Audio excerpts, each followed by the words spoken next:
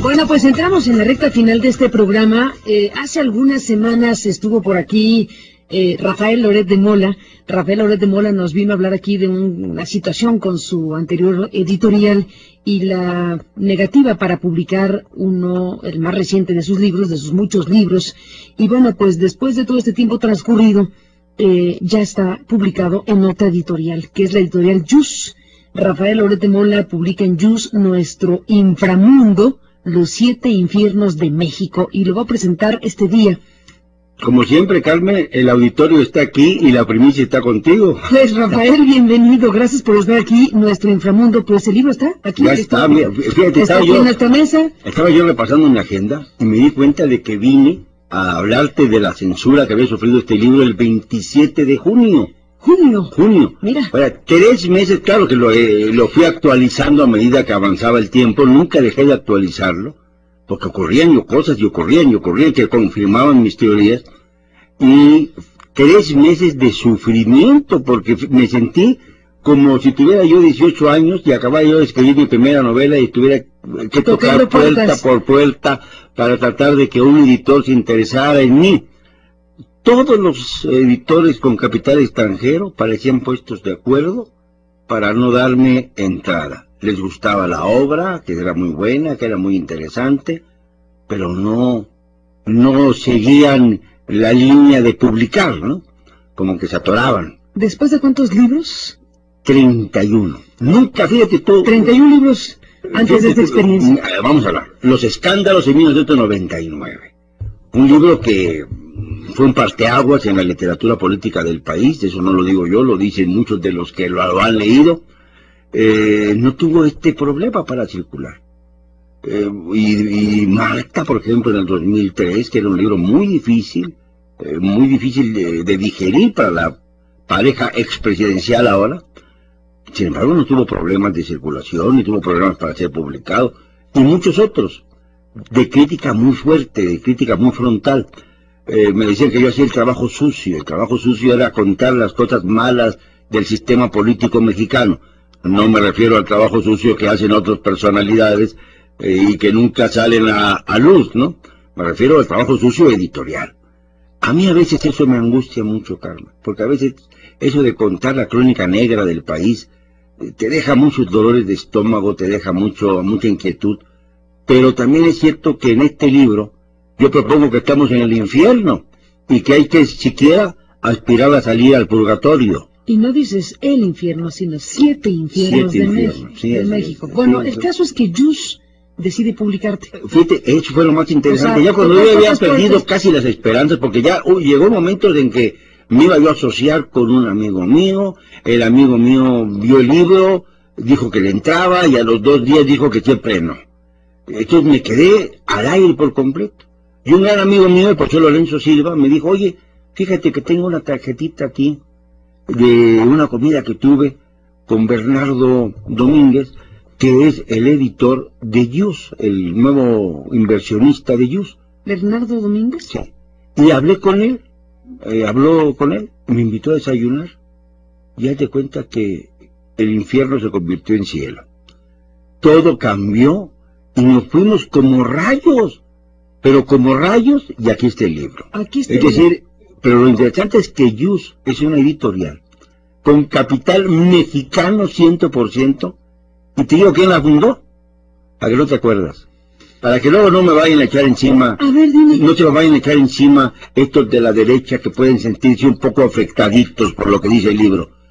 Esa editorial la fundó nada menos que don Manuel Gómez Morín. Ya pasó mucho tiempo de ello, pero si uno de los grandes íconos de la derecha, don Manuel Gómez Morín, fundó la editorial en donde se va a publicar un libro crítico sobre la derecha, pues por lo menos que tengan un poquito de prudencia cuando hablen los de la derecha y contesten los argumentos que hay en este libro. Argumentos que hay en este libro, pues ya lo platicamos en aquella fecha del 27 de junio donde estuviste aquí, que ahora recuerdas con toda claridad. Ya nos contaste partes, digo, pero bueno, para quien no te escuchó o para quien quiere recordar, pues, ¿qué escribes en este libro que causó? Pues mira, son 7 infiernos en los que... ¿Cuál es el punto que tú crees, Rafael, te colocó en esta circunstancia donde te sentiste como muchacho de 18 años, sin editorial, con la obra en la mano, diciendo, oigan, tengo 31 libros antes que este, y que alguien te publicó al final de cuentas? Sentí peor que en España, debo decirte, ¿eh? Cuando en España estuve un tiempo, empecé a querer publicar libros, ahí yo dije, caramba, yo voy a llegar a España, me voy a sentir como cualquier autor español que viene muy exitoso en México. Vean mis páginas, las páginas de web, y vean ustedes quién soy. He publicado más de 1,5 millones de ejemplares en México. Pues los españoles que tanto vienen acá y hacen lo que les da la gana, allá no me abrieron ninguna puerta, ¿eh? A pesar de que publiqué 2 novelas para España, me fue muy trabajoso colocarlas. Y luego que vengo yo a mi país y que en mi país una editorial con capital español me cierre también las puertas, bueno, ya es el colmo. Esto viene a confirmar que la reconquista española sigue adelante. ¿Qué es lo que digo? Pues hablo del presidente Calderón, hablo de la historia del presidente Calderón, hablo también de la historia que no quiere contar Enrique Peña Nieto, hablo también de los grandes cancerberos, de las 3 cabezas, el PAN, el PRD, el PRI, que son los partidos que tienen posibilidad de ganar la presidencia en el 2012. Hablo de los grandes empresarios, hablo de la corrupción que hay en la Suprema Corte de Justicia, que es parte de los grandes infiernos de este país. Hablo, obviamente, del narcotráfico, que es uno de los elementos más importantes que van a influir decisivamente en el 2012. Hablo de Xibalbá, es el primer capítulo, la puerta grande, el infierno, el inframundo de los mayas, por donde comienza la historia, precisamente Los Pinos, que no solamente tiene que ver con Calderón, sino también con sus antecesores. Con su padre. Veo que tu libro empieza con la historia de don Luis Calderón Vega. Así en su primera parte del libro. Así es. ¿Qué pasó con él? ¿Por qué un hombre que engendra a un presidente de México a través del Partido Acción Nacional que él tanto defendió, que don Luis tanto defendió, acaba siendo separado, segregado, no solamente del PAN, sino también de su propia familia? Esto es una historia que no se ha contado, dramática.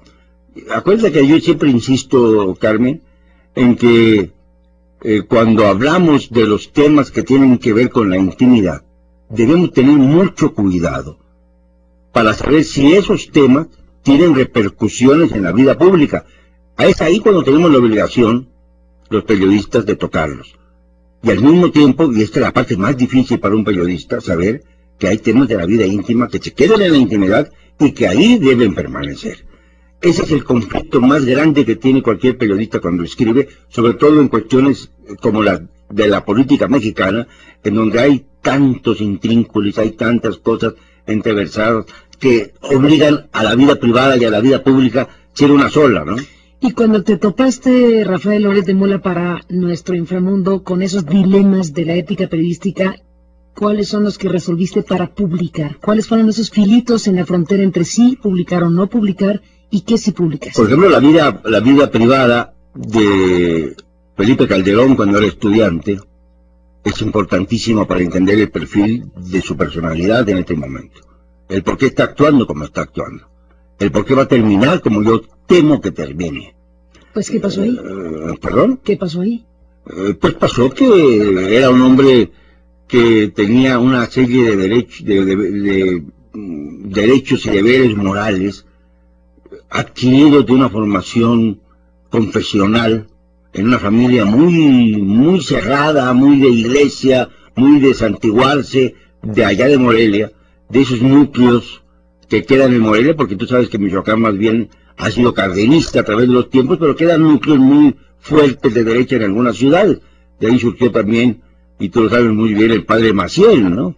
De Cotija. De Cotija, que es también la tierra de otro gran varón, sí, un hombre extraordinario, don Rafael Guízar y Valencia, a quien debo yo mi nombre. Yo me llamo Rafael por Guízar y Valencia. No, imagínate, así está la cosa. Entonces, pues conozco bien el tema, y tú lo conoces también extraordinariamente bien porque has publicado, bueno, a ti te tocó sufrir parte de la represión que condujo el padre Maciel y luego publicar su biografía, que además es un estupendo trabajo. Rafael, estás entonces abordando estos 7 infiernos desde la perspectiva... Y también hablo del clero, Bueno, dices... No se salva Onésimo Cepeda, por ejemplo. Hablas de los políticos, de los empresarios, de los narcotraficantes, del clero, mejor dime, ¿de quién no hablas en los 7? No, fíjate que hablo de todos, yo creo que hablo de todos. Se habrá pasado algún personaje, pero yo creo que hablo de todos aquellos que nos han hecho daño. Siquiera para que los conozcamos. Yo estoy convencido de una cosa, no podemos ir a las urnas en julio de 2012 sin saber la verdadera historia de los protagonistas. Incluso, por ejemplo, hay partes en donde comprometo Peña Nieto, ¿no? Ahí me dijiste hace un momento que escribes lo que no quiere contar Peña Nieto, pues que no quiere contar. Bueno, por ejemplo, un pasaje que tuvo que ver en Metepec, en el Estado de México, hace algún tiempo, en donde de repente fue encarcelado momentáneamente el hijo de uno de los más distinguidos periodistas de la actualidad. Yo lo voy dando así en cápsulas para que lo lean el libro. Bueno, dame una cápsula completa y ya no te... Bueno, allá en Metepec se esperaba que fuera por ahí, hace algunos años, el famoso Nacho Coronel. Y en lugar de Nacho Coronel llegó el hijo de Emilio Gamboa, creyeron que era la avanzada y lo detuvieron. Y después pues pasaron una serie de incidentes muy interesantes relacionados con el gobierno de Peña Nieto. O sea, todos tienen sus culpas. ¿Qué tan interesantes? Pues tan interesantes como llamadas telefónicas de algún personaje como el Chapo Guzmán. ¿Cómo? ¿Y cómo te enteras? Bueno, pues es porque todo eso se entera uno rascándole, como tú te has enterado de todas las vicisitudes del padre Maciel y de 1000 cosas más. Hablo de cosas que han sido muy delicadas y que han sido comentadas por ti incluso, y que han causado grandes sacudimientos en los medios de comunicación, como aquella semana en la que nos privaste de tu voz y de tu presencia en estos micrófonos. Bueno, capítulos que nos ha tocado vivir. Ahora, el tema es tu libro y por supuesto que estamos atentísimos a lo que puedas ofrecerle a tus lectores.